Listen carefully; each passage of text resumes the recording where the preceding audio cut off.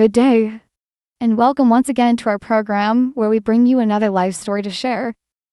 Join us as we delve into this narrative that promises to breathe life into our audience, drawn from the story of Sophea's life.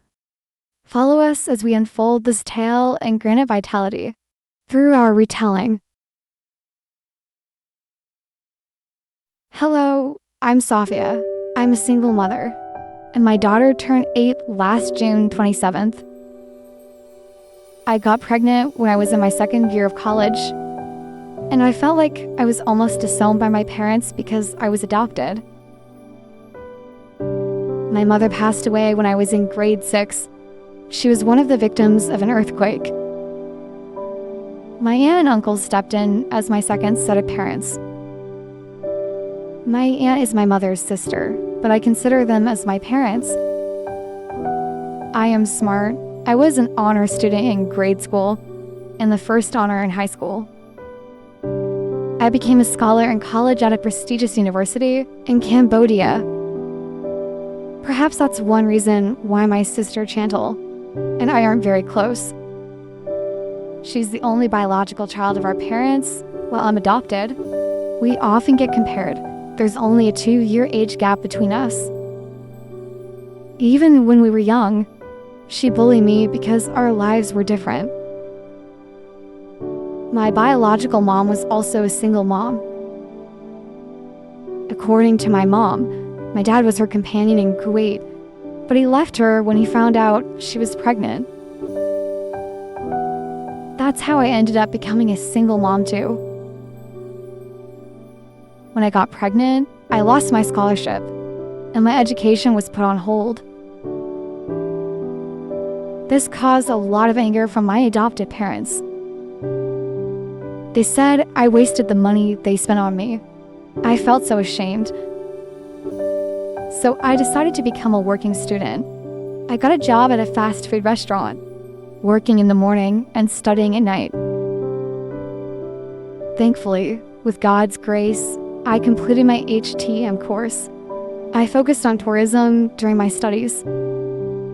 And one of my college professors owned a restaurant, which he retired from teaching. One day, we bumped into each other at the mall, and he offered me a job as a staff member at their new restaurant in Kent. Wanting to relieve the stress on my parents and provide for my child, I accepted the offer and moved to Kent. I became a supervisor at the restaurant. My parents got angry again when I told them about my decision. To be fair to them, they love my child dearly and have been good grandparents. But I was firm in my decision, so now we've been living in Ken for almost 3 years. We only go back to Penn for holidays to visit my parents. Then, last month, I received a phone call from my mom. She wanted us to come home this month because my sister Chantal is getting married. Apart from the traditional proposal, they also want to measure my child for the role of flower girl, while I'll be one of the bridesmaids. I was a bit surprised because I wasn't updated on her love life. We're not close, especially since I held a grudge against her for some hurtful things she said to me when I was pregnant. She told me she met him at work, and he was one of the department heads. Then, after a year, he decided to propose to her. I had no idea who the guy was, because I deactivated my social media 3 years ago. Being less active on social media was enough for me since I was busy. Then, a few days later, my sister called. She shared a bit, but I wasn't really interested. But maybe hearing the excitement in her voice made me happy for her. My boss allowed me to travel, so we went straight home. When we arrived, my sister's fiancé was there, but he left to buy something. I quickly excused myself because my baby ran out of milk, so I went grocery shopping. But that day was strange, very unexpectedly. I bumped into Daniel at the mall. Daniel is the father of my child, and even though he was surprised, it's not easy to forget what happened between us, even after several years. Daniel was my classmate in college, and I had a crush on him. We were just friends, though, after our team building event, and he was with my group of friends when we went on an outing.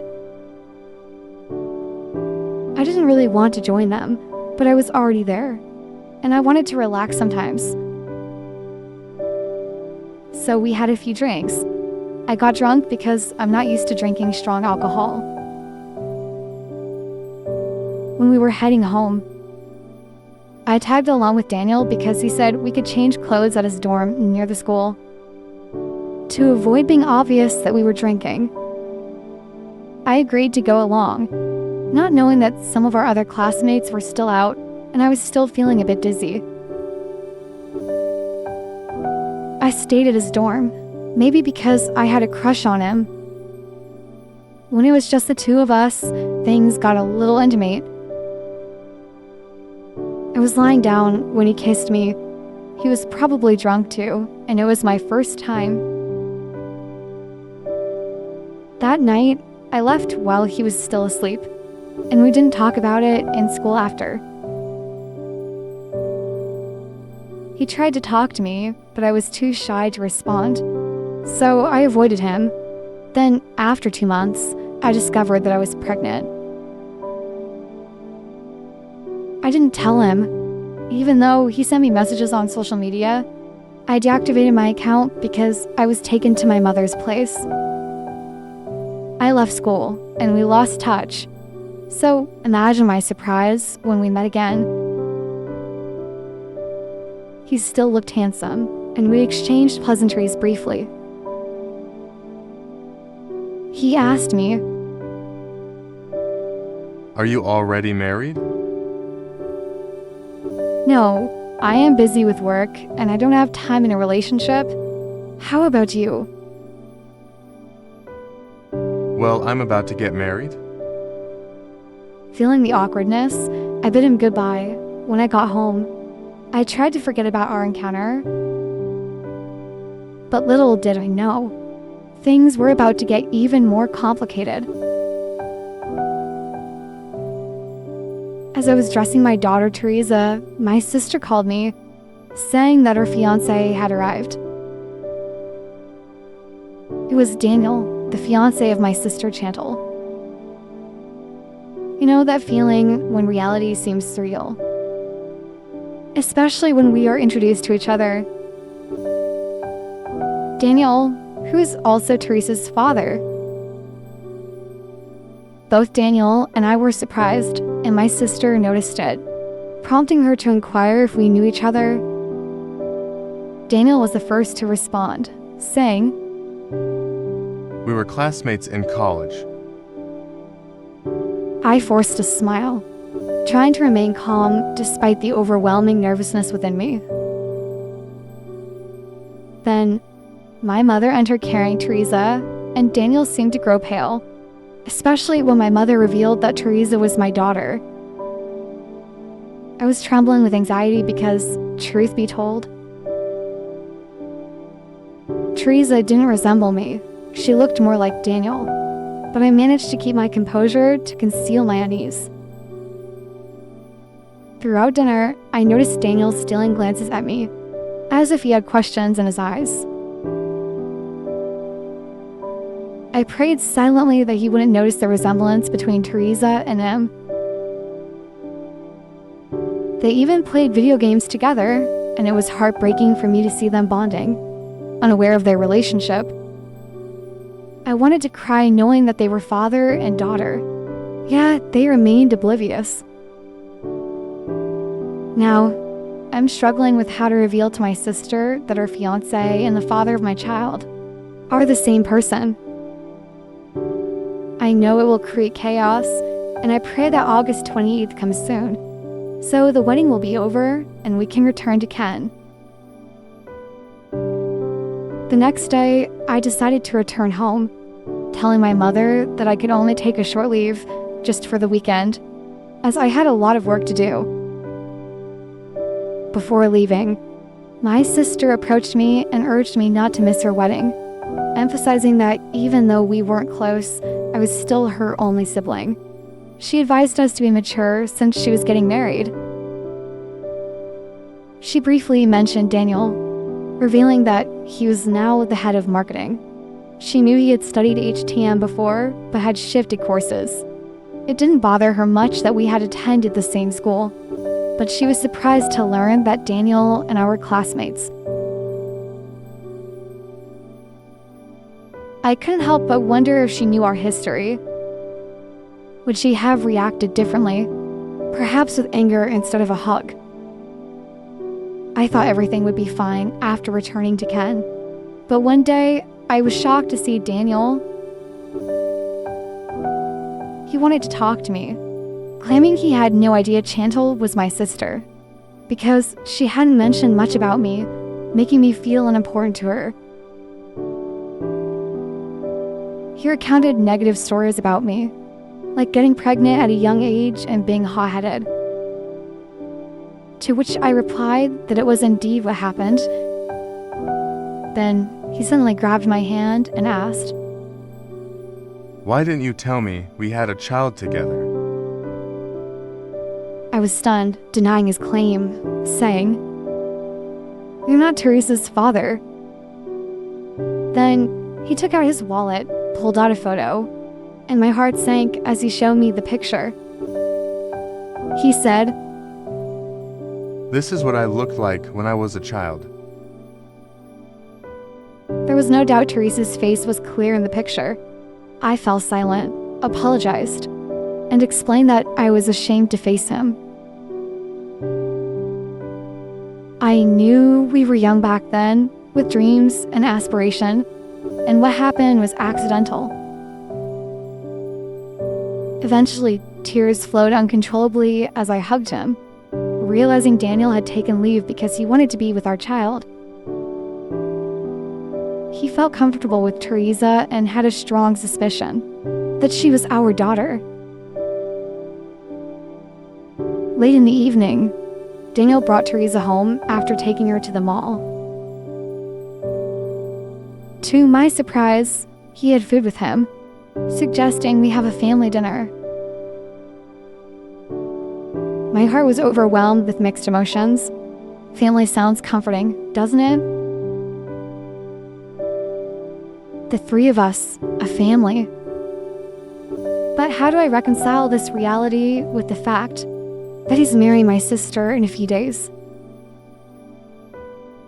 As I saw Daniel off that night, I told him I didn't want my sister to find out he had visited me. He seemed slightly annoyed. You've denied me for years, and now that's all you have to say. I was irritated and stormed off to my room.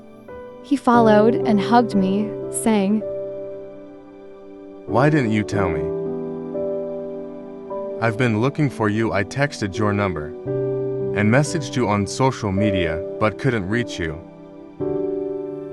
Due to his immaturity, then, he let me go. He had several girlfriends until he met my sister, whom he deeply loved.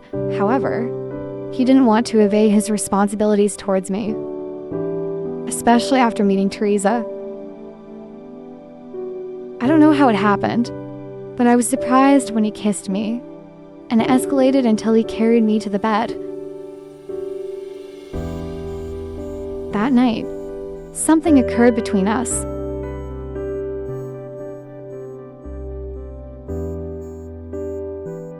We can't do this. You're about to marry my sister. I said to him. He just fell silent, and we continued to process what had happened between us. The next morning, the three of us had breakfast together, and Teresa happily called him uncle. But we were both taken aback when Teresa asked, told Daniel where is Enchantal? Why isn't she here with us? Reality hit us like a slap in the face. When Teresa went to her school, I had a conversation with Daniel. I said, "What happened was wrong. You're going to marry my sister. And I don't want this to cause trouble in our family. My life has been quiet. And I hope you'll just let us be a mother and daughter."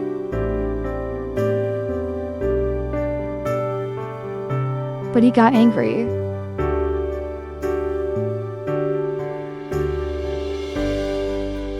I want to clear this issue and tell everything to Chantal. If she can't accept the truth, I'd rather break up with her and not continue with the wedding. You should be accountable for this. Please don't do that, because I know it will create a big mess. Daniel left, but he said I should decide whether he should tell the truth to my sister and my family, or if I should. My mind was in turmoil. The next day, Mom called angry.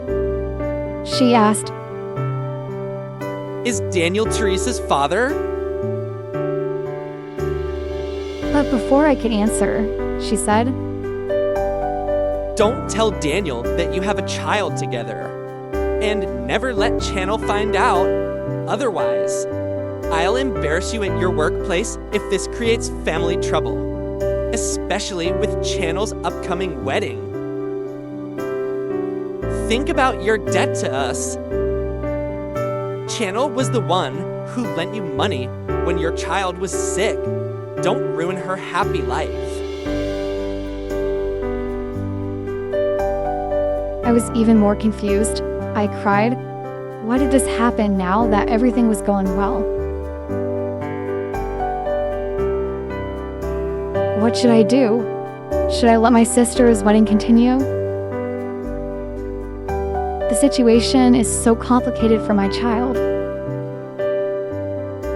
I don't want my child to get hurt, and I don't want a chaotic life. But it feels so good to see Daniel and Teresa together, to see a complete family. Why does it have to be like this? Please help me. What should I do? What should I tell Daniel? What should I tell my sister and my child?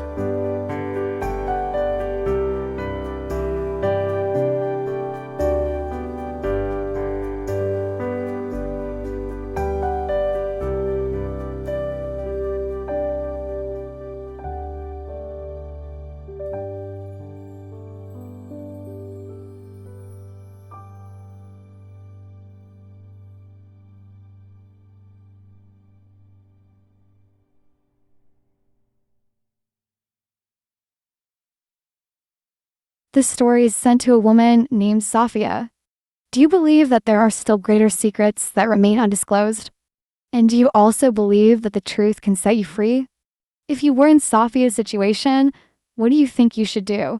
Please comment your response in the comment section below so that Sophia can read it and it can help her decide on how to improve both her and Teresa's situation, and ultimately, to improve the relationship within the family that adopted Sophia.